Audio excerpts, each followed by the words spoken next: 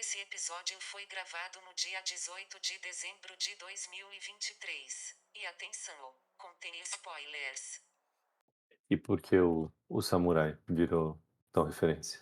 Eu acho que é mais pela forma que ele dirigiu, né, ele tem esse estilo, né, de que usa muito das nuances, né, não é uma coisa muito movimentada, né, que acho que é meio que uma contracorrente do que estava acontecendo no final dos anos 60 para filmes desse estilo, né.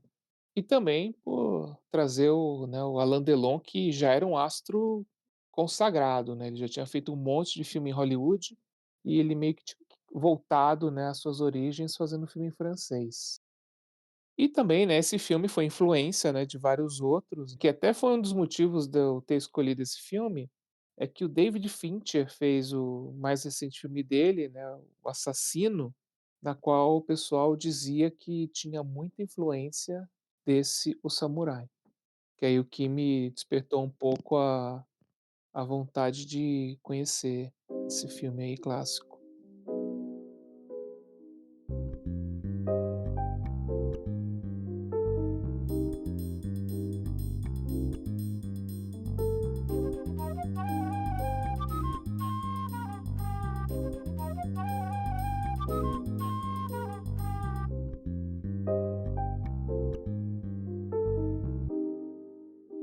Olá, sejam bem-vindos ao podcast Filmes Perdidos, onde falamos sobre filmes que podem não ter muitos diálogos, mas têm muito o que dizer. No episódio de hoje, conversamos sobre o filme O Samurai, produção francesa de 1967, escrita e dirigida por Jean-Pierre Melville e estrelada por Alain Delon. Ele nos traz a história de um meticuloso matador profissional que se vê em um caminho sem volta quando um trabalho não sai exatamente como planejado. O filme é notório por suas bem elaboradas sequências de ação, que intercalam perseguições com traços de suspense e drama. Desde a sua estreia, o filme vem angariando a admiração da crítica, tendo uma taxa de aprovação de 100% no Rotten Tomatoes, fazendo parte da seleção de grandes filmes de Roger Ebert e dos 1001 filmes para se ver antes de morrer, de Steven J. Schneider. Fiquem agora com o nosso bate-papo, onde eu, Gabriel Escudeiro, converso com Gabriel Campos, Juliana Inglese e Estevam Mazuia. Qual que é aquele filme recente com um robô, que é uma mulher, e que fala do teste de Turing? Você não conseguia identificar quem é humano e quem é Eu vi um Ela, robô? Fugiu o nome. Não, Eu pensei no ela, mas não é. não, é uma androide, uma mulher. Blade A Runner, Alicia Vikander, Ex Machina. Ex Machina. Vocês Eu viram vi, Ex Machina? Não. Eu vi. eu vi hoje um vídeo de músicas punk transformadas em pagode por inteligência artificial. E muito bom, assim, viu? Um negócio impressionante. Senhor. Música do Ratos de Porão e mais uma banda lá que os caras fizeram um pagode em cima da Nossa, música. cara, coitado do João Gordo. Muito foda. Ah, Eu já vi uma isso. Vai, Gabriel. eu vi uma das músicas do Michael Jackson interpretadas pelo Kiko. Mentira! Puta que pariu. É, Aff, gente. Essa combinação me lembrou Pink Flamingos, me lembrou coisas trash. E me lembrou da conversa que eu tava tendo com um amigo aqui. Ele falou: pô, vocês podiam conversar sobre esse filme no Fagolho, é, do Zé do Caixão. O Despertar da uhum. Besta. Muito bom, eu já assisti os filmes do Zé do Caixão, É o interessante. recente dele, né? É o recente não, né, é o mais recente dele. Recente. É o mais recente dele, é o que ele fez em 2009, acho, não é? Não sei. Ele tava falando que tava ouvindo Rádio Novelo, podcast, e tava entrevistando o André Barcinski. E o André comenta sobre esse filme, elogiando. Eu fui ver, ele tá naquela lista da Bracini. Aí eu, tipo, não é muito meu estilo, mas pode ser. Falta um dia. Podemos, porque é Sim, o importante é a gente fugir do comum também, né. sim. A gente É. foge da nossa zona de conforto, né. O que, aliás, é um bom gancho para falar do Samurai, que é bem zona de conforto, né? Ou É, vocês não eu acho sentiram assim? Como assim? Não entendi a sua pergunta. Ele é bem familiar, ele não é revolucionário, ele não é diferente, ele não é Mas, genial em nenhuma medida assim especial. Ele é um filme. mas você sabe que assim, eu não. Eu peguei a indicação ali, né? Foi o Escudeiro que indicou, né? fui eu, é. É. E eu, assim, eu não tinha a mínima ideia do que eu iria assistir, né. Eu só sabia que não tinha nada a ver, assim, com a cultura japonesa por ser o Alain Delon, né. Sim. É, Até fiquei imaginando, será que se passa no Japão, alguma coisa assim, né. E depois a gente percebe é. que samurai ali não tem nada a ver com isso aí, né. E eu, assim, me surpreendi até com o que assisti, né. Só o fato de você começar um filme e se passarem 10 minutos de filme e ninguém falar nada, né. Uma É, fotografia muito bonita, né. e aí você inclusive as falas do Alain Delon não são muitas, né. É, É um filme, assim, que se você for parar para analisar, os outros falam muito mais do que ele, né. Então eu gostei, assim, de algumas coisas, assim. Eu achei que tem até uns movimentos de câmera, alguma coisa que a gente vai falar mais tarde, mas que não vou te dizer que são inovadores, mas que me surpreendeu positivamente até. talvez levando em conta que o filme é da década de 60, né, talvez até seja inovador, né, para aquela época. Sim, tem razão. Mas eu acho que sim, acho que o que você falou é certo, no sentido de que você pega o filme nos primeiros 10 minutos, né, e você já percebe a pegada dele, né, e você já vê que a gente vai ver um filme de alta qualidade aí. E é mesmo. A história é boa, a fotografia é boa, E ele te eh, prende, né, a ele te direção é muito prende. boa. Isso que você acabou de falar da câmera chama bastante atenção, o uso da câmera. E a história te prende, sim. Tem uma tem uma única cena, mas, bom, eu nunca fui muito de filme noir. Vi alguns, provavelmente muito menos que vocês. Não tenho estabelecido a fórmula do noir na minha cabeça. Mas, eh, por ser um policial, eu tinha uma expectativa ao longo do filme de ver um pouco mais de ação. E de ação mesmo, só tem aquela cena que ele tá fugindo pelo metrô, né. Tirando essa ação, não tem mais nada. E por coincidência, quando eu estava, preparando o filme para assistir, que eu e o Estevão vimos aqui no meu prédio, eu avancei para um ponto, assim, no futuro, para ver a qualidade, e caí na cena do metrô, da perseguição. Então a minha primeira impressão do filme foi de um filme de ação, só por um spoiler acidental, sabe. E aí depois, quando a gente começou a ver, abriu com aquela tomada dele deitado na cama, naquele quarto escuro, 2 janelas gigantes, assim, né, a luz vindo dali, ele fumando deitado, e aquela Aquele tomada passarinho longa, irritante. passarinho, aquela tomada longa, demorada. Aí eu acho que eu tive a impressão errada do filme, né. Deixa eu resetar aqui minha cabeça, porque não vai ser nessa pegada. E não me fez falta, por conta provavelmente do que você comentou da história te deixar envolvido. Tem alguns elementos mais pro enigmático, assim, em relação a que tá rolando na trama, que fazem com que você fique atento, mesmo que não seja um filme movimentado. E é como se ele estivesse te preparando, né, ele vai te preparando, vai passando lentamente numa cena que mostra ele, saindo, né, do hotel, aí ele vai até o lugar, que aí ele dá o efeito, né, que ele quer, né, causar o efeito, né, do tiro, né, que ele dá na outra pessoa, e acho que esse efeito é intensificado por essa construção toda lenta que ele faz antes. Tudo parece meio que uma preparação, né, assim, porque essa lentidão, pelo menos pra mim, ela foi meio que uma constante, né. Você vê naquele início lá que ele vai roubar o carro, meu, ele espera o cara passar, aí ele abre o carro, aí ele tira aquele molho de chaves, cara. Aquele E molho de aí chave é muito bacana. ele vai tirando uma É. chave, uma cada uma, assim, né. Mesmo quando ele vai lá pra matar o sujeito lá, ele não se abala, né. É um negócio assim, meu, ele vai, né. Tanto é que ele sai, ele encontra a mulher, não é que ele sai correndo de lá, alguma coisa assim, né. Mesmo quando ele é pego, você fala: "Ih, como que ele vai sair dessa agora?". Não, ele tá sempre no mesmo tom. Né, não parece que ele se abala, né, e eu acho que talvez isso seja a característica de um samurai, não é? É aquele cara que ele tem aquela concentração, Então, aquela aquela fala no começo do filme, alguém anotou? Porque falam, eu achei que é aquela, né? A deixa do aquela. tigre, né. Então. Eu acho que é o samurai porque faz a comparação. Agora eu não anotei aquilo ali. Mas ele faz uma. Acho que a primeira. É um escrito, né? Não é nem uma É fala, como né? se ele tirasse o trecho de um livro, né, Uhum. um livro É uma, que é uma dita a citação. filosofia do samurai. É uma citação. Eu acho que tem no 1001 aqui. Deixa eu ver. Eu quase certeza que está no 1001. E mesmo o destino dele, que a gente vai chegar lá ainda, cumprir o destino de um samurai, né. Concordo. É. Esse, essa questão do molho de chaves, além de funcionar como instrumento narrativo, né? Porque dá uma baita de uma tensão para a cena, que é uma cena lenta, ainda mais usando mais de uma vez, tal. Também acaba funcionando para descrever o personagem, ser Ó, metódico, Ó, achei. ser eu também Não há achei. solidão maior que a de um samurai, a não ser talvez aquela de um tigre na selva, talvez.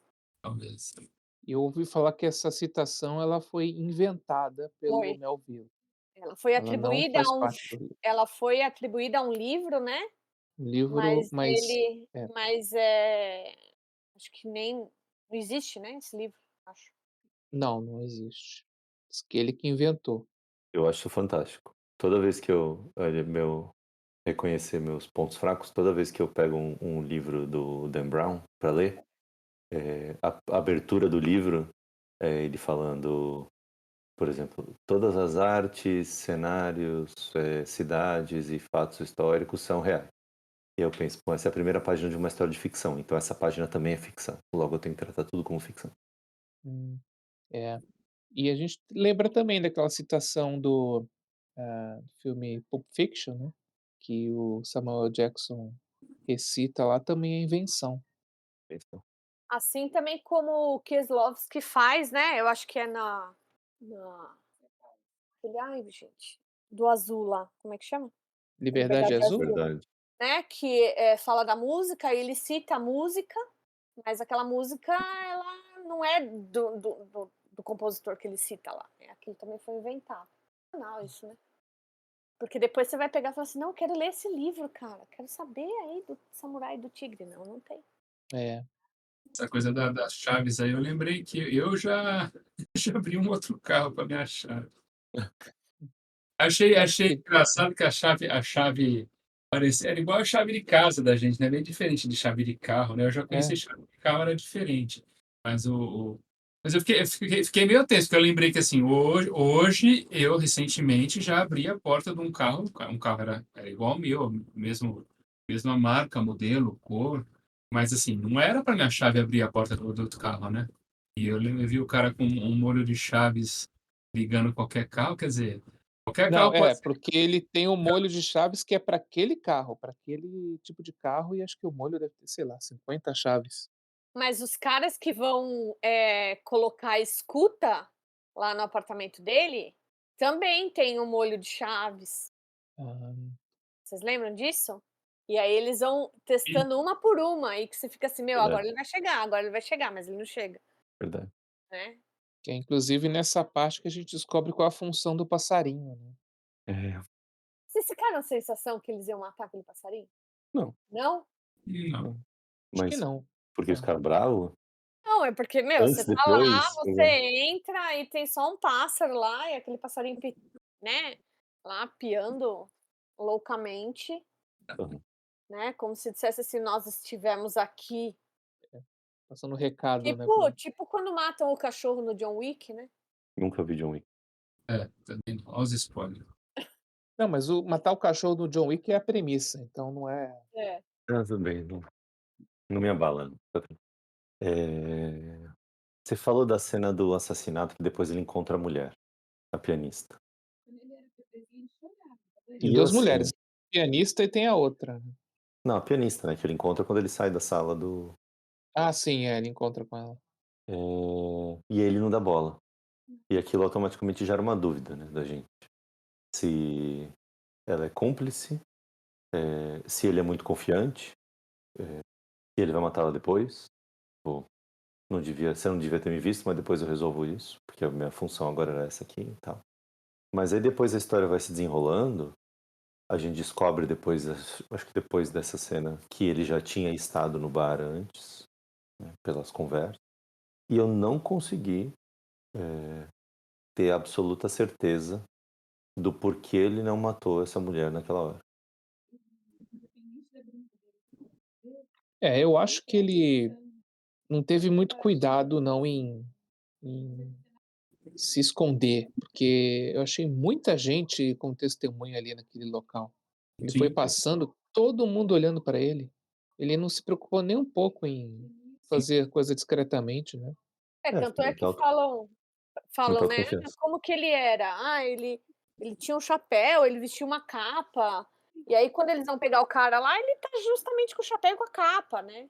Não É, tem nem esse cuidado de: "Não, deixa eu tirar esse chapéu, essa capa aqui", porque, né, você viu, ele vai, pega o carro, ele joga a arma, né, ele para no lugar, ele joga a arma, tal, e aí você podia falar assim: "Não, ele devia ter então tirado aquela capa, porque ele foi visto", né, tirado aquela capa, aquele chapéu, mas é como se dissesse: "Não, eu não preciso fazer isso". Aliás, nada mais óbvio do que aquela indumentária, né? Muito clichêzão. É, assim, todos esses momentos transmitiam um excesso de autoconfiança. Pô, ele ficar tão impassível na hora que tem aqueles reconhecimentos faciais, reconhecimentos de suspeito. E o delegado, achei muito espertamente, apesar de ser também um truquezinho de roteiro. Pega a capa, põe em um, pega o chapéu, põe no outro, mistura, e uma pessoa identifica direitinho, olha, ele tinha essa cara, mas com aquela roupa, com aquele chapéu, monta o quebra-cabeça. Aquilo era quase que um testemunho é. impossível de ser invalidado, né? Pô, se a pessoa conseguiu montar exatamente a composição do cara com o jeito que ele chegou, mesmo se estando passando por um truque desses, é, era muito difícil do delegado não dar ordem de prisão. Mas ele quis ser preciosista, tal, por causa do álibi. É, E o Alain Delon, não lembro o nome do Jeff. E o Jeff é impassível, né? Tipo, não, tô de boa aqui, porque ninguém vai me pegar. Tenho certeza que nada vai acontecer, porque aquela mulher, a pianista, não vai me identificar. E ela não identifica. E eu juro que eu não sei por quê. Tinha a ver com a coisa lá, Gabriel, de porque depois é explicado por no quê, né, final mas ele não porque no sabia, né. final, ela inclusive fala, né, e ele é pago para matá-la, né. Então eu acho que ela tinha a ver com o esquema ali, né. Por isso que ela meio que: "Não, eu não sei não, Não, mas ela era. aí", Pode ser que eu, né. então, que eu não tenha entendido direito, não tem problema. Ela era cúmplice daqueles bandidos. Sim, Mas naquele momento daquele assassinato, é, mas foram aqueles bandidos que mandaram ele matar aquele cara. Então ela sim, sabia que ele ia matar aquele cara. mas eles já tinham concluído, os bandidos, que ele tinha feito mal o trabalho dele. Já estavam pé da vida com ele. Então, mas porque ele tinha sido pego, ele tinha sido preso e não porque ela tinha visto ele, Não, exatamente, ele tinha sido né. preso. Então, Então mas ela diria: "É ele, o cara fica preso, acabou". mas vamos pensar assim, ó, se ela tivesse visto o assassinato ali, né, porque ela foi cúmplice, ela não teria uma reação completamente diferente? Teria. Não teria gritado, não teria feito alguma coisa assim? Pra mim ela, tipo, sabia, entendeu? Mas isso não dá pra você perceber na hora, eu acho que a gente Não, não, percebe isso depois, a que gente ela só pega esse sabia. quadro no final, tudo bem. É que talvez o argumento que eu tô fazendo é aquele argumento idiota de você resolver o problema e aí não tem filme. Se ele causou um problema por ter sido pego, e ela sendo cúmplice envolvida com os bandidos, estava lá e ela era a chave pra ele continuasse preso, já que ele fez merda, não tem nenhum debate sobre, pô, ele vai delatar a gente, não tem nada sobre esse tipo de risco. Ele fez merda e eles não querem mais saber dele. A princípio é isso que tá rolando. Bastava ela dizer: "Não, é ele mesmo". Prendeu, fica na cela e pronto, acabou o problema dos bandidos. solta pra depois mandar matar outra e dizer que acaba sendo um Não, mas se enrosco ele muito ficar maior do que preso, necessário. ele pode dedurar, né, os outros, né. Pode, Se mas bem que isso não é não debatido, sabe, né. mas isso não é debatido no filme. A gente não, por que ela não delata ele, pra mim é só uma forma de, se delatar acabou o filme, então continua. Pra gerar mais um ar de E suspense. ela teve alguns pensamentos, tal, de proteger ele, né, talvez ela tenha algum sentimento por ele, né, sei lá. Sim. Eu fiquei pensando nisso, às vezes ela, né, se apaixonou por ele e quis proteger, sei lá. É porque a gente sabe ali o superficial, né, a gente não sabe o interno, né. Uhum. É, Não teria um narrador onisciente ali, né, que sabe o que acontece inclusive na cabeça dos personagens, não, a gente sabe o que a gente tá vendo, né, hum, e não além disso, né. Tentando decifrar minha letra. Tem várias coisas que eu anotei aqui que eu não consigo ler. Eu já desisti da minha, não conseguindo entender nada. Você sabe que eu fui fazer cabine outro dia, e aí eu falei: "Ah, vou levar o caderninho", nunca levo o caderninho, né, aí eu vou anotando as coisas e tal. Cara, aí eu escrevi, só que aí você tá no escuro do cinema, né, cara, aí eu escrevi em cima do escrito. E depois pra decifrar? Ninguém decifra.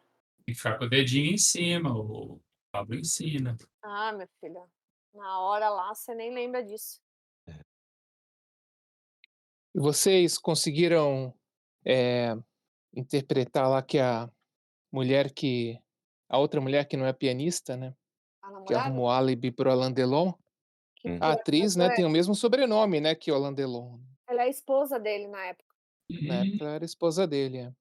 Ah, não prestei atenção nisso. Mas foi um curto relacionamento, né, que eu estava vendo aqui, que eles se conheceram alguns anos antes só, e logo depois eles se separaram.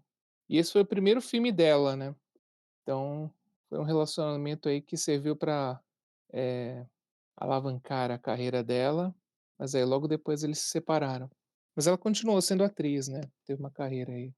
Qual o nome da atriz? É a Nathalie Delon. Né.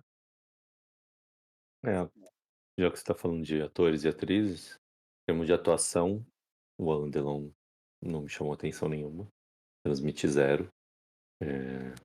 Mas a pianista e o delegado se destacam muito, né. O delegado, ele era um ator bem consagrado, ele tinha feito um monte de filme já antes, Hum. e ainda fez um monte de filme depois também, né, mas ele já era um ator bem conhecido, né, lá na França. E o Alain Delon, né, a gente lembra dele também no filme Eclipse, né. É. Eu lembro dele em Um Só por Testemunha, a gente não debateu aqui. E ó, é um ator bem boa pinta, né, tem um rosto bonito, né, Eu lembro dele na ele era música do Ice MC, Nossa, hum, acho que é. Musiquinha de balada Alain Delon, pré-minha época, mas que é aquela que existiu. o cantor recita vários artistas de Hollywood. Uhum. É, que eu E tem acho uma que de música da Rita Lee repente também, né. você pode até encaixar, né, assim, de fundinho depois, assim, É, aqui, fazer como um que a gente não tem voz pra cantar, né. É, é, eu falei da Rita Lee, mas é o Gregory Peck na música da Rita Lee, não é o Alain Delon. se a Débora quer que o Gregory Peck, é genial esse verso. Exatamente, é, é mesmo. Mas você estava falando É, da atuação dele, Gabriel, mas eu acho que aquela personagem não podia ser diferente, né. concordo. Ele Não, tinha que ser não ele estava tinha que manter aquela constância, né. eu não estava falando de uma perspectiva negativa, mas aqui é É. uma atuação que mas não convenhamos que transmite muito. não ela não requer também muito, né, muito empenho do artista, né. Então, você tá lá em pé, faz o seu trabalho, você faz o papel de um homem frio, né, de um homem que não demonstra muitas emoções, tal. Então, não requer muita habilidade, né, dramática, vamos dizer assim. Mas eu falei da atuação pra falar da pianista. Eu achei ela enigmática. Aqueles sorrisos que ela dava o tempo todo,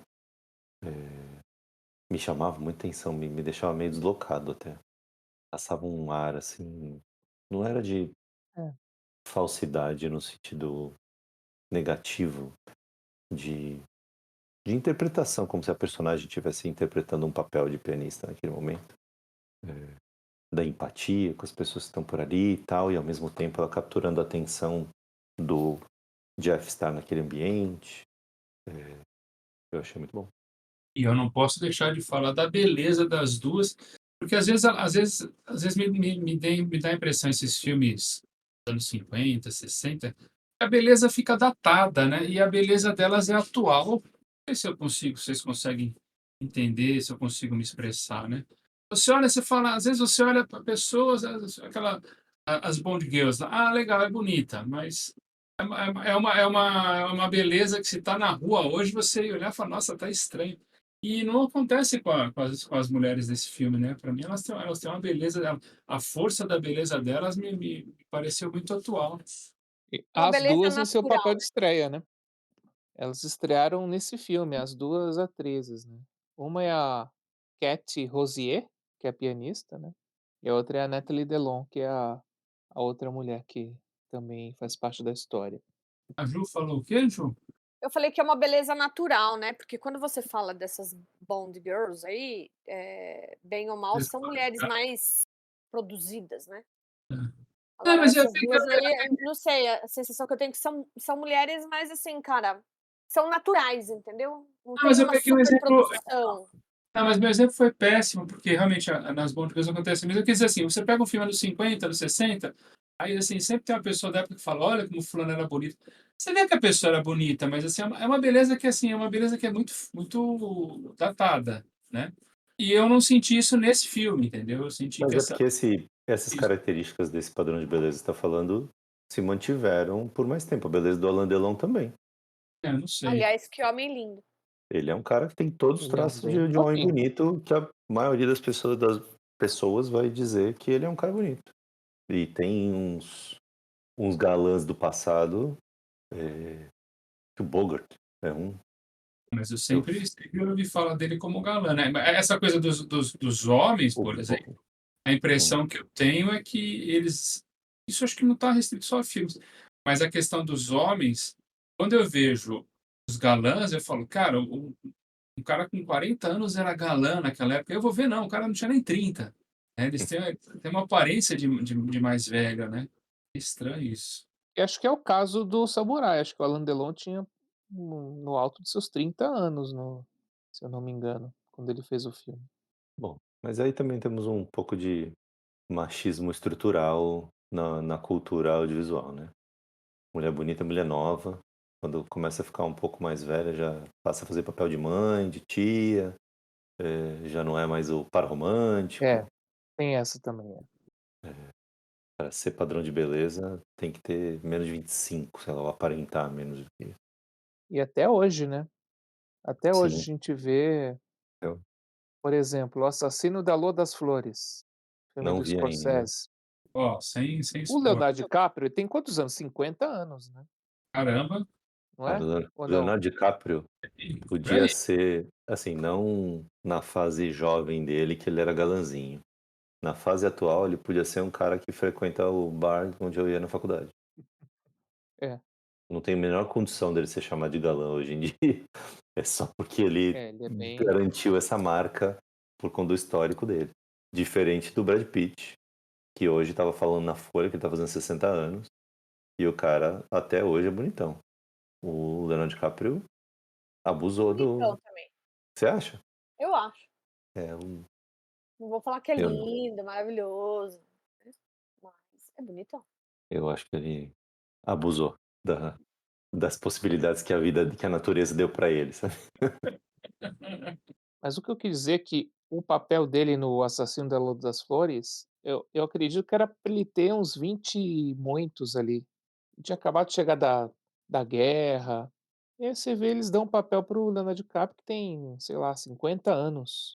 O Robert De Niro com, sei lá, tem 80 anos fazendo o papel de um tio de 60 e pouco. E sem maquiagem virtual? Que não, né, Eu acho que não tem não. dessa vez não tem não. Dessa Não vez teve, não tem, no teve irlandês teve, câmera, mas câmera tripla, nada disso? não, os efeitos técnicos aí são outros. Tô Mas curioso. voltando, né, voltando ao, eh, Samurai. Só uma curiosidade, né, que o filme, quando foi lançado nos Estados Unidos, a versão dublada dele era no auge do sucesso do filme Poderoso Chefão, né. E o título original do Poderoso Chefão é The Godfather. E aí esse filme, eles tiveram a ideia de lançar com o título The Godson, Produção Harold para Richards. fazer uma para fazer um paralelo do filme The Godfather, que não tem muito, né, a ver, né, mas eles quiseram fazer essa associação. Isso é por marketing, É, por estratégia de marketing. tanto é que aqui no meu IMDb, acho que quando você abre, o pôster que aparece é o The Godson. É o pôster com o título The Godson. Ó, consegui decifrar uma das minhas anotações aqui, vou lançar pergunta para vocês falarem sobre o personagem do Alain Delon, que a gente estava falando de atuação. Teve uma cena que me chamou bastante atenção de câmera na mão, como a Ju falou, que é quando ele tá se olhando no espelho. Acho que ele tá preparando para sair do quarto dele pela segunda vez, não a primeira ainda. E a câmera é bem balançada, bem movimentada. Ele é um cara que não transmite as emoções, é um cara bem profissional, mas que vive num quarto escuro, só com um passarinho que não é para fazer companhia. Tem um caso lá com uma mulher, mas que ele parece que não tá nem aí. Vocês acham que essa movimentada de câmera quando ele tá se olhando no espelho pode ter sido uma forma de demonstrar que por dentro, apesar de transparecer toda essa segurança, por dentro ele não estava bem, que ele era um cara ainda em conflito? E eu tô perguntando isso por conta da cena final, porque aquele momento dele tentar matar a pianista no meio de todo mundo é a mesma coisa que uma cena de suicídio. Fazer aquilo com tanta gente vendo é se entregar. Ele poderia, como um bom profissional, poderia ter feito aquilo de outra maneira. Vocês acham? Essa conexão que eu fiz aqui. Acho muito boa, que tem tudo a ver você usar a câmera como representação de um estado interno do personagem, refletindo numa parte externa que ela não faz parte do mundo, né, do mundo deles. Ela só faz parte do nosso olhar, que na verdade é o olhar do personagem, que por dentro está todo agitado. Uhum. Então, boa, Bom, Tá bom, muito obrigado. obrigado. Eu achando que ia levantar um pouco de debate. É, não Eu teve muita. não sei, cara, se eu concordo, assim, não com essa coisa do movimento de câmera, mas assim, eh, que ele estava por dentro, assim, não sei, eu acho que ele sabia muito bem o que ele queria, o que que ele estava fazendo, e ele não tinha escapatória ali naquele final, e eu acho que aquele final foi mesmo pra cumprir o destino de samurai, entendeu? Ele perdeu a batalha ali, ele se entregou, entendeu? Então pra mim, eu não sei, assim, eu acho que esse não reflete, assim, a gen pode até ter uma outra explicação esse negócio do movimento de câmera, mas não que estava refletindo alguma coisa interna, entendeu? E a minha primeira anotação foi, e tem a ver com a citação, foi sobre solidão. E pessoas muito sós tendem a ser pessoas muito tristes, né? Depois ele se olhando no espelho, essa câmera bagunçada, eu já fiquei meio com a pulga atrás da orelha. Falei, esse cara tem aí seus problemas, ele só não demonstra. E tudo na vida tem solução. Não precisa se matar. Não sei se ele acha que aquilo ia ser um suicídio, né? Porque ele não sabia que o delegado estava lá, né? Não tinha como ele saber que aquilo ia acontecer. É meio Eu uma acho que ele surpresa o tiro. sabia. Não é meio de surpresa aquele tiro que o delegado toma? Eu, pelo menos, fiquei surpreso. Ele estava sem bala no revólver, Ah, ele não verdade. ia lá à toa, né.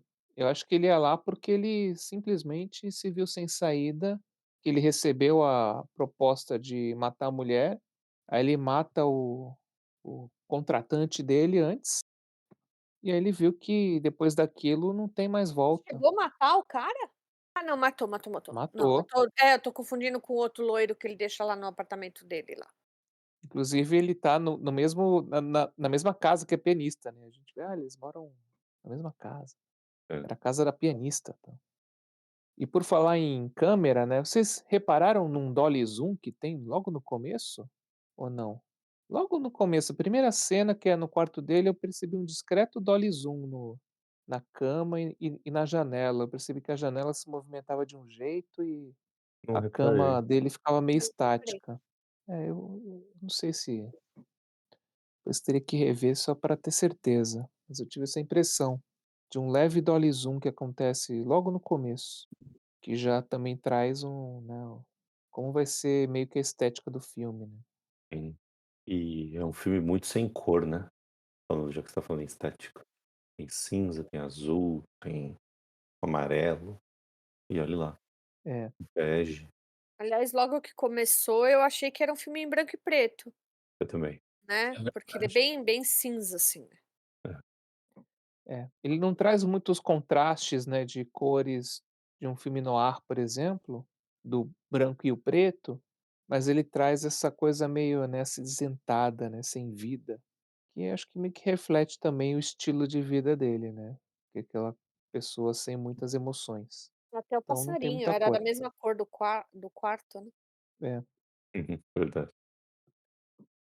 Quando, tendo uma curiosidade aqui do filme, quando o Alain Delon soube do título, o Jean-Pierre Melville é o roteirista, né? E diretor, roteirista e diretor. Roteirista e diretor. Inclusive, você já conhecia outra coisa desse diretor? Eu não conheço, eu na minha ignorância nem Não, conhecia o diretor. Não, Olha, também só de nome mesmo, mas da filmografia dele, eu acredito que esse tenha sido o primeiro que eu vi dele, viu. Então, ele tem outros antes? Tem alguns antes sim. quando ele apresentou o roteiro para o Alain Delon e falou que o título era Samurai, o Alain Delon mostrou para ele que ele tinha uma lâmina de samurai pendurada na parede do quarto dele. Então, coincidências que acho que, que fazem com que a coisa comece a virar, né? Engraçado. Hum, Diretor de O Círculo Vermelho, Técnica de um Delator, Leon Morin, o Padre. Confesso que ignorou. O Círculo Vermelho também é com Alain Delon. Alain Delon e Jean-Marie Volonté, olha só. Conhece o Círculo Vermelho? Não. não. Não. Pois é. O Técnica de um Relator com Técnica de um Delator, com o Jean-Paul Belmondo. E esse Técnica de um Delator também, pelo que eu estou vendo aqui, também deve ter um jeitão de filme noir. Tem, ele faz vários filmes com esse jeito de filme noir mesmo, é. Os 2 filmes anteriores do Samurai, que é o Homem de Confiança e Os Profissionais do Crime, o assistente de direção desses filmes foi o George Pellegrin, que coescreveu esse O Samurai com o Melville. E dizem que eu ouvi falar, né, de críticas que o filme O Silêncio do Mar é um filme muito bom dele, do Jean-Pierre Melville, um filme de 1949, para ver que ele tem bastante tempo já. Eu tenho um problema com o cinema francês, assim, um preconceito mesmo. Não sei nem se, se dá para dizer que é preconceito, porque na verdade, assim, é uma coisa que nasce de ver muito filme francês. Então, não é propriamente um preconceito. Quer dizer, acaba gerando um preconceito para filmes franceses novos, né? Uhum. Mas, assim, com certa frequência me surpreendo, os filmes me agradam. Eu digo por uma questão de ritmo, né? O ritmo dos filmes franceses, em regra, me incomoda um pouco. Mas esse filme realmente assim a coisa fluiu muito bem para mim. E eu acho que faltou um pouco de cultura para cuspir na estrutura, mas deu para me envolver assim, fiquei bem. E eu tava, a gente assistiu o filme de manhã, eu tava com um pouco de sono, tinha todos os elementos para eu cochilar. O filme eu não cochilei, o que eu acho um excelente sinal, é um voto, é uma estrela. Filme. Eu tenho que dar estrelas pro filme assim, eu dormi no filme. Não dormi uma estrela. É, a gente pode dizer que o filme ele tem um ritmo não tão agitado, mas ele não é um filme lento, né, e ele não transparece monotonia, né. Não, então ele dosa bem, É, ele tem um, ele realmente não é agitado, mas ele tem tudo que está lá. ah, Como falar isso sem condenar metade do cinema mundial? Mas enfim, ele te gera apreensão, né? Os elementos narrativos que ele vai trazendo para você vão gerando apreensão e vão te prendendo na história. Por mais que ele talvez ele não tenha um ritmo lento como essa coisa que me perturba, de uma forma geral, em filmes franceses, mas ele é realista, né? Então, o tempo dele, eu acho que se aproxima do realismo. Então, você não se decepciona, você não se cansa com aquilo, porque eu acho que esse ritmo se aproxima do realismo e existe sempre uma tensão ali por trás que te mantém antenado naquela coisa, né? Eu acho que, bom, para mim, o que fez esse papel foi o antagonismo do delegado. A cena toda na delegacia é uma cena tensa porque é meio óbvio que ele vai ser preso. Pra gente parece, pô, não tem como escapar. E culmina com a pianista, eu não tenho o nome dela, sendo enfática, né, em dizer que não era ele. Mas o delegado não existe. E isso gera uma tensão mesmo que não tenha ação. A gente sabe que um cara está prestes a ser preso, que ele está envolvido em mais um outro problema, ou seja, muito mérito do roteiro, manter a gente envolvido com o filme, mesmo que a direção não seja uma direção intensa. Esse aspecto que eu chamei aí de realista tem até outros elementos também. Me lembrei de duas cenas em específico, que é o que às vezes incomoda um pouco no cinema, que são aqueles diálogos em situações onde não haveria diálogo, mas que o diretor não consegue transmitir aquela informação sem acrescentar um diálogo. Você tem na invasão deles no apartamento do Alain Delon, aqueles dois caras, eles não se falam. Então você tem o que faz todo sentido, porque não tem por que eles conversarem ali, porque eles fazerem Uhum. e você tem uma cena ali que ela tem, não sei qual que é a duração dela, mas ela é assistente. E sem som, você tem ali o barulho do passarinho, você tem os barulhos normais ali, né? Mas não tem aquela coisa, hey John, vamos fazer isso aqui? Ah, sim, precisamos fazer isso. Ah, e agora? O que nós fazemos, né? A gente vê muito isso em filme e não faz o menor sentido. E também a cena dele naquele cara que troca o carro, né? A placa do carro lá, que não tem fala nenhuma, ali só no final. Acho que na primeira, acho que não tem fala nenhuma. Ou no final o cara fala, ó, não sei se é na segunda vez que ele fala, é a última vez que eu vou te ajudar. Eu acho que na primeira não tem fala nenhuma. No final do filme ele fala, essa foi a última vez, Jeff. A primeira vez não tem fala nenhuma, ele dá o dinheiro pro cara e vai embora, né? Ele chega, o cara já sabe o que é para fazer, a gente fica só acompanhando aquilo, vai entendendo o que é, né? Mas não tem fala nenhuma. E mostra um pouco também que aquela coisa, que aquilo é uma coisa comum, né? O não ter fala revela bastante coisa, né? Que aquilo é bastante comum, que as pessoas estão super adaptadas àquilo que está acontecendo, super acostumadas àquilo que está acontecendo, e a expressão do cara mostra que ele está de saco cheio de fazer aquilo, né? Que ele tá cansado, que ele não quer mais, e depois, na segunda vez, ele fala, aí sim ele manifesta, né? Mas é algo que fica, se ainda não fica claro na primeira vez, é perceptível que tem algo ali que já não está fluindo tão bem entre aqueles dois, né? Pelo menos o cara que está prestando ali o serviço. O Alain Delon, lá, ele quer que faça e problema do cara, né? Mas o cara, você vê que ele já está na má vontade fazendo, né? É sem falas, é uma cena assim, relativamente longa. Essas duas cenas que eu lembrei são relativamente longas, sem falas, mas elas não são sem ação, né? Você fica ali, você presta mais atenção no que está acontecendo. Talvez um diálogo ali atrapalharia, tiraria a atenção, né? E seriam diálogos extremamente desnecessários, né? Talvez um outro diretor não soubesse trabalhar dessa forma. É o que o pessoal fala, uma imagem vale mais do que 1000 palavras. Mas ali aqueles dois tinham que ficar quieto mesmo, né? Que ele podia chegar a qualquer momento. Eles tinham que fazer tudo no maior silêncio mesmo. Vocês sentiram um tom meio de Trapalhões nessa cena desses dois caras? Eu fiquei com uma sensação que eles iam fazer merda, Um pouquinho. porque em contraste com o Jeff é tão estável, calmo, previsível, sob controle, e os dois ali meio acelerados, meio vendo o que fazer e tal, me deu uma não chega a ser um alívio cômico, que não tem nada que indique comicidade, mas tem um quê, assim, de são 2 idiota que estão fazendo esse trabalho. É, eu senti um pouco isso também, um certo contraste, né. Mesma coisa na perseguição, mas transparecendo mais pelas falas do chefão lá, eu tô falando delegado achando que ele a patente dele era de É. delegado. Que ele fica o tempo todo ali coordenando, você vai pra lá, você faz isso aqui, pô, como ele escapou daqui, não pode escapar dali, que a equipe não é tão eficiente quanto ele gostaria que fosse, né, um pouquinho de atrapalhadas. E é uma cena muito bem, conduzida, né, essa cena do metrô, né, ela é bem orquestrada, vamos dizer assim. É. E bem montada também, É, a gente não se perde.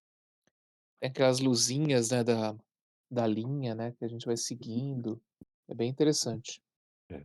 Teve uma cena que eu peguei uma elipse temporal, foi logo depois do assassinato, alguma coisa com carro, mas agora eu não lembro exatamente, só me chamou a atenção, porque eu estava com essa mesma perspectiva mesma sensação do Estevão de o tempo ser um tempo mais natural, mais real, e aí de repente, pá, um corte temporal enorme depois do assassinato. Mas ficou de marca pra mim de prestar atenção na montagem, e depois eu comecei a ver que a montagem contribuía para ter ação, mesmo quando ter tensão, mesmo quando não tinha muita movimentação. É, pra ser sincero, eu não percebi muito não a passagem do tempo. Eu vi que uma hora passou, né, um tempo, né, depois que ele descobre, né, que estão querendo matar ele, né, que ele tem um atentado, e aí ele meio que foge, né, eu percebi alguma coisa, mas eu tive uma impressão que é como se o filme inteiro se passasse em pouquíssimos dias. É, Mas eu também. mostra, né, mas mostra um tempo, não mostra? Assim, domingo, 7 horas da manhã, Mostra, mostra, é verdade, mostra. mostra, tem mostra as São os horas umas 3, exatas. 4 coisas dias, assim. né, É, tudo se É, passa no fim de semana, né. num fim É. de semana. e cada visita dele no bar meio que marca um dia, porque aquilo só acontece de noite. Então, cada vez que ele volta lá, tá a pianista se apresentando, é outro dia. É. E a pianista, né, a atriz, ela tem origem lá da ilha de Martinica. Hum. Estou, né, pesquisando sobre Temos outros atores famosos da Ilha de Martinica. Não sei nem se ela é famosa, eu não conhecia. olha, A Chiquita bacana. Chiquita bacana, lá da Martinica, se veste com uma casca de banana nanica. A única pessoa da Martinica que eu conheço. que aliás, né, só uma curiosidade, né, um dos nomes não, acho que o nome de um álbum, porque essa atriz, a Cathy Rosier, Hum. ela também é cantora, e um dos discos dela se chama Cat Banana. Mentira. Então Viu? é, se você Viu? for pesquisar, você vai achar Cat Banana, o nome É, da cantora é Cathy Rosier. ela é a Chiquita bacana disfarçada. É. Disfarçada de mafiosa pianista. É. E mais das suas pesquisas, né, Gabriel? As pesquisas indo para o buraco do coelho que vai e vai, né. A apresentação dos meus filhos ontem foi Alice do País das Maravilhas. Olha aí, falar nisso, né, eu assisti também aquele filme O Menino e a Garça, também é um pouco de Alice no País das Maravilhas. Ah, o que eu tenho aqui de informação é que o diretor, o Melville, ele foi para a guerra, né, na Segunda Guerra Mundial, e aí quando ele voltou, ele buscou, né, trabalho como assistente de diretor, mas ele não conseguiu em nenhum lugar. Hum. E aí simplesmente ele decidiu: "Não, tudo bem, então tá, eu dirijo meus próprios filmes". E aí ele montou uma produtora dele mesmo, e virou um produtor independente dirigindo os próprios filmes. E aí ele lançou um monte de filme com essa estética, né, de filme noir, e aí depois de muito, muito tempo ele lançou esse O Samurai, né, que foi um dos filmes referência da carreira dele. E por que o samurai virou tão referência? Eu acho que é mais pela forma que ele dirigiu, né, que é ele tem esse estilo, né, que usa muito das nuances, né, não é uma coisa muito movimentada, né, que acho que ia meio que uma contracorrente do que estava acontecendo no final dos anos 60 para filmes desse estilo, né. E também por trazer o Alain Delon, que já era um astro consagrado, né, ele já tinha feito um monte de filme em Hollywood, e ele meio que tinha voltado, né, às suas origens fazendo filme em francês.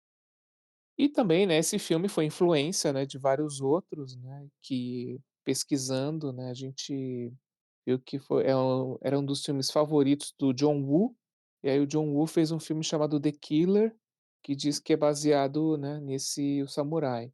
Tem um outro filme também que é do Jim Jarmusch, que é com o Forest Whitaker, na qual ele faz um assassino que também segue a filosofia do samurai. O nome desse filme é Ghost Dog. E, mais recentemente, né, que até foi um dos motivos de eu ter escolhido esse filme, é que o David Fincher fez o mais recente filme dele, né, O Assassino, na qual o pessoal dizia que tinha muita influência desse O Samurai. Que aí o que me Hum, despertou um pouco a vontade de conhecer esse filme aí clássico. hum. É mais um motivo para ver o Assassino. Eu ainda não vi. Eu também não. Tô aqui na Mas cabeça. esse filme, né, esse O Samurai era um filme conhecido já, né, eu já sabia que ele era um filme muito bem conceituado, né, o Pablo Villaça já deu 5 estrelas para o filme. O Roger Ebert deu 4 estrelas, que é o máximo que ele dá também para as estrelas. Então, eu já tinha curiosidade de ver, mas aí esse mais recente do Fincher me despertou aí a vontade. Interessante você falando das estrelas dos 2, porque eu tô aqui já há uma meia hora pensando que nota eu daria para esse filme. E me debatendo internamente entre o que eu costumo fazer, que é pensar nas categorias, pensar nas características, ao mesmo tempo pensar se eu vejo algum defeito, algum demérito. Eu não consigo ver Hum. nenhum problema no filme. Mas ao mesmo tempo não é um filme que eu super curti. E aí talvez eu já esteja incorporando um pouco da filosofia do Estevão. Não é um filme que eu vou levar pra vida e querer rever e tal. E não cheguei ainda num consenso comigo mesmo, É, entre usar o máximo de avaliação técnica que eu posso e deixar a influência das minhas preferências. eu já adianto que eu tive essa sensação. Foi uma experiência muito legal assistir o filme e tal, mas não, definitivamente não é aquele filme que assim, nossa, se eu morresse e descobrisse que eu morri sem assistir esse filme, eu ia ficar mal. Não, experiência muito legal, tal, mas não, não entrou para a história assim. Tá querendo dizer que é uma falha do Steven J. Schneider? Não é um filme que precisa ser visto antes de morrer? Não, não posso dizer isso porque certamente Não pra você. eu Você acho que acabou de falar, se eu morresse sem ver esse filme, tava tudo bem. Foi por isso que eu fiz o comentário. eu acho que eu nem tenho 1001 filmes vistos na vida para poder fazer uma antologia dessas. Mas assim, eu acho que é isso. Eu considero muito ali essa seleção do Steven. Então, assim, acho é, uma coisa é filmes que precisam ser vistos antes de morrer. Outra coisa são filmes que você vai levar para sua vida, né? Porque assim, eu não, se eu não, vamos lá, vamos dizer de outra forma. Se eu não conseguir ver os 1001, Hum, se eu morresse e falar, putz, não consegui ver os 1001. Esse é um candidato a estar na lista daqueles que, assim, putz, eu preferia ter visto o outro do que ver esse, entendeu? entendi. É isso, mais ou menos isso. Tem filmes ali que, por exemplo, ontem assisti Rebeldia Indomável. Rebeldia Indomável é um filme que, se eu tivesse que escolher, olha, você precisa assistir mais um filme, tivesse o Samurai ou Rebeldia Indomável, eu ia ter ficado mais feliz em escolher Rebeldia Indomável, entendeu? Mais ou menos Uhum. isso. Mas é uma relação pessoal minha com a obra, até porque eu sou apenas um estudioso, nunca mexi com cinema, quem acompanha a gente já sabe disso, então, assim, Hum. é uma coisa que me faz muita falta essa prática, né? Porque para você, às vezes você vê ali um elemento técnico, né? Você fala, caramba, como isso foi feito? Por exemplo, os últimos planos da ponte do Rio Kwai que eu fiquei cabreiro, porque assim, eu não tinha drone, né? Não tinha, uma grua não seria capaz de fazer aquilo. Não sei se vocês assistiram a ponte do Rio Kwai, mas tem Não, não vi. um dos últimos, enfim, um dos últimos planos, você pega o personagem assim, à altura o plano americano, né? E você tem a câmera se afastando e de repente você tem o plano, o plano geral, que é da paisagem toda, pega a paisagem toda. Não lembro mais das nomenclaturas. Para mim, aquilo só pode ter sido feito por um helicóptero. Acho muito louco ao mesmo tempo, né? Porque você tem assim do plano americano, você vai se distanciando e vai abrindo e a coisa está muito alta. É uma coisa que hoje você faria com um drone tranquilamente, mas ali a gente está em 1957, 56, 57. Né? Imaginei que aquilo lá tenha sido feito com helicóptero. Ali é uma coisa que, assim, eu falei, nossa, como é que foi feito isso? Uhum. Mas muitas vezes me falta essa percepção. Eu tento avaliar são as escolhas. Conforme eu tô vendo, eu fico pensando por que a câmera é câmera na mão quando ele tá se olhando no espelho? Por que que primeiro plano dele deitado na cama dá uma sensação de que é um filme preto e branco? Por que não pôr cor ali? Essas são as coisas que eu fico pensando e enquanto estão acontecendo e tentando responder conforme eu vou interpretando o filme. E tem algumas coisas que a gente, fazendo esse exercício, vai identificando que são escolhas que não encaixam com a lógica mais ampla do filme. E esse é um filme que não tem isso, tudo encaixa. Acho que a única crítica que eu fiz aqui foi a mulher não ter delatado ele na delegacia, mas tudo bem, fez parte da Então, história. é isso Não aí. tem nada mais que eu olho ali e falo, nossa, mas Então, isso aqui podia fazer de outro jeito, isso aqui não faz sentido, isso aqui tá desconectado. É tudo muito coeso, tudo muito uniforme. a impressão que eu tive na hora, eu não sei se alguém compartilha isso comigo, dela não delatar, é porque, na verdade, ela devia odiar o cara que morreu. Então, tipo, que bom que mataram esse cara aí. Foi a impressão que eu tive, entendeu? O cara devia ser, por algum motivo, não devia ser legal pra ela, sei lá, e Pode ser. então, assim, para ela foi um alívio aquele cara morrer. E de repente, assim, também casou com o fato do Alain Delon ser bonitão. Alain Delon ser bonitão. Uma junção de fatores ali, mas a primeira impressão que eu tive na hora é que, assim, cara, ela deu graças a Deus que o cara foi morto ali. Eu também tive essa primeira impressão, eu até achei que ela fosse a mandante, por alguns segundos eu achei: "Ah, será que foi ela que mandou ele Nossa, matar, tal?". isso não passou pela minha Mas cabeça. a forma que ela olha pra ele, logo no começo, é como um olhar meio, não sei se falaram aqui, mas é de cumplicidade, né. Eu pensei mais no lance da familiaridade que se explicou depois quando a gente descobre que ele já tinha ido lá, né. Hã. Mas sim, podia ser mesmo isso. É, É que pra mim foi uma cena muito light, foi um negócio tudo muito fácil, quase. Eles se encontram no corredor, se entreolham muito é. rápido, não rola nenhuma ameaça, não rola nenhum sinal de olhar, não rola nada, nada. E aí depois na delegacia ela livra a barra dele, enfim, plenamente. E E ele quando ela vai agradece, né, ele fala obrigado, né, quando ela livra a barra dele. Na cara do delegado, fala: "Não, obrigado por falar que você não me viu lá". É, mas é o que uma pessoa inocente falaria, né. Obrigado por ser honesta, me tirar dessa. Para o delegado tá fazendo todo sentido. A gente é que sabe que não é assim. Ué, eu acho que o cara que também é suspeito também falaria: "Ó, obrigado por me livrar dessa". Ah, sim, mas seria É, mais um ufa, sei lá. Também bem, ainda bem, dá uma comemorada. Eu acho que o Escudeiro está falando é assim, ele agradece ela, e não foi só ela. E assim, ele sabe que ela viu, ele sabe que ela sabe. Ele agradece ela, ele não agradece as pessoas que tem até um senhorzinho que fala que é ele, tá? Mas os outros também falam que não. Não, Ele ela e a bartender, não é? que estão lá A testemunhando bartender que acho são os que fica em principais. dúvida, fica assim: "Eu Então, não mas sei". tem uns velhinhos que estão ali também, né? Fala, foi É, ele. tem um E tem velhinho que fala que não e o outro velhinho fala que sim. E ele só agradece a pessoa que viu ele.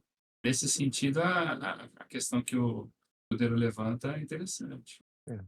Não, né, ele poderia ter dito para todos ali que foram sinceros, mas não, ele falou só para que ele sabe que mentiu. Ju, eu tive a impressão que você ia falar alguma coisa e a gente cortou. Não, eu ia falar que quando ele vai na casa dela, ela fala assim, ele fala: "Ah, me fala quem são, né, as pessoas tal", ela fala assim: "Ah, me liga daqui 2 horas". E aí ele liga pra ela e ela não atende, né. Ela tá do É. lado do telefone, o telefone toca, toca, toca, aí ela pega, sai, e ela sobe uma escada e ela entra num quarto. Não atende, né. Eu fiquei um pouco perplexo, eh, na razão, né, de por que que ela fez isso. Eu fiquei meio sem achar uma explicação meio lógica para isso. E vocês, Gabriel e Ju, não se Uhum. arriscam a fazer uma avaliação do filme, dar nota sem dar nota? Eu e o Estevão falamos, mas não demos nota. Também Olha, não, eu não sei. eu sou bem tranquilo em dar nota, eu não dou uma nota 5, né, porque eu acho que filmes muito especiais, né, que tem que estar nessa caixinha aí de 5 estrelas, e nem todo filme bom significa que vai ser o meu filme favorito, né. Pode ser bom, mas eu talvez não goste tanto assim, né, um filme perfeito tecnicamente, mas às vezes ele não pega, né, na parte da emoção. Não que esse filme não tenha, né, mas, eh, acho que ele tecnicamente é muito bom, mas ele tem alguma coisinha lá que falta para me fazer achar que é uma obra-prima. Então eu daria 4 estrelas, 4,5. É, eu também daria 4 estrelas, eu gostei bastante do filme, até porque eu não conhecia esse diretor, não sabia nada sobre o filme, então foi um filme, assim, que foi bem legal de assistir, achei ele bem construído, e legal essa coisa das poucas falas, né, É. assim, que me chamou bastante atenção. Então, eu daria 4 estrelas também, mas concordo com o Escudeiro, não, pra mim não é uma obra-prima. Bom, vou concordar com você. Ó, não. É. Eu estava meio na dúvida, porque eu tento tirar minhas avaliações pessoais na hora de fazer esse exercício de dar nota. E, mas não transmitir emoção é foda, né? Tem que transmitir. Eu acho que tá errado essa, você tem que analisar, né, usando também as suas percepções, né, as suas o que te tocou, né, no filme. Porque senão vira apenas né, uma avaliação de controle de qualidade, né, ticando lá no: "Ah, tem isso, tem isso, tem isso, tem isso", mas, né, eu acho muito importante a gente também mostrar a parte humana, né, das avaliações, né, faz parte, né. Porque o pessoal fala, né, que a crítica ela não é do filme, né, a crítica é do crítico, né. Ela mostra mais o que o crítico está querendo dizer do que o filme, objetivamente.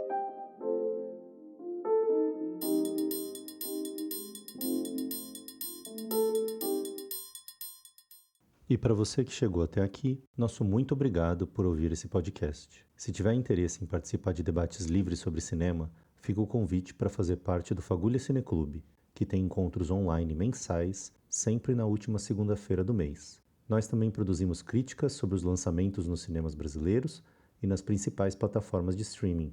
Venham nos conhecer. Acessem www.cinefagulha.com.br ou nas redes sociais no @cinefagulha. Até o próximo episódio, com mais um filme perdido. Beleza. Alguém mais? Um último comentário? Alguma piadinha pra gente colocar no final? Nenhuma piadinha? Ninguém preparou piadinhas? A gente não conhece nenhuma piadinha no ar. É. Eu terminaria o episódio com a música do Ice MC. Eu também acho. All on the Concordo. lawn. É. Nossa, agora que eu lembrei da música. Tava É. tentando. Ed Murphy, É isso Pode, Woody aí. Allen, pode. Champagne. Berlim Eu não, eu O não, Maroon. eu editor vai não vou cuidar pôr a de música, Gabriel. Eu vou pôr É. você, Ah, não eu vou vai. pôr você cantando, eu não vou pôr a Põe música. uma batidinha, faz Não, um põe os sampler. 2, É. entendeu? Põe os Posso 2, pedir ele pra... cantando e aí depois você já emenda na Aí música. você usa a inteligência artificial pra continuar a música. Hello, this is Ice MC. I'd like to dedicate this record to John Wayne, Eddie Murphy, Alan DeLon, Mickey Rourke.